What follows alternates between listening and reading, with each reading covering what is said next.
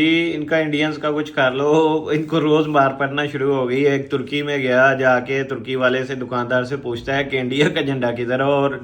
جو ہے نا ہندی میں یہ گالیاں دیتا رہا۔ انہوں نے یہ کیا کہ بھائی جی ڈائریکٹ اس کو پکڑا، اس کا اچھے سافٹ ویئر اپڈیٹ کیا، اس کے سر کے بال مونڈ دیے، اس کے آئی برو مونڈ دیا، ہر چیز اس کو مونڈوا کے ترکی میں اسے بیان دلوایا کہ بھائی جی میں معافی مانگتا ہوں۔ وہ جو کہتے تھے نا کہ ہم نے ترکی کا بائیکاٹ کرنا ہے، وہ جو کہتے تھے ہم ترکی نہیں جائیں گے تو ترکی کا پتہ نہیں کیا ہوگا، ترکی نے کر کے بتا دیا کہ بھائی اگر آ کے بدتمیزی کی، اگر آ کے کچھ بھی بولا پاکستان کے بارے میں یا ترکی کے بارے میں، تو وہ جو حال کریں گے نا، تو وہ ولاگر کا دیکھ لیں، سرچ کریں، سارے سرچ کریں کہ کیسے اس کو بال شال مونڈ کے ایسے اس کو غبارے کے جیسا بٹھا گیا ہوا ہے ادھر، اور وہ کیسے سافٹ ویئر اپڈیٹ ہو کے تو کیسے پڑھ رہا ہے۔ تو انڈیا والوں سوچ لو، ابھی بھی ٹائم ہے، آپ لوگوں کی کم بختی آ گئی، کروڑوں ہزار کروڑوں کی فلمیں بنا بنا کے تم لوگوں نے جو امیج کیا تھا نا،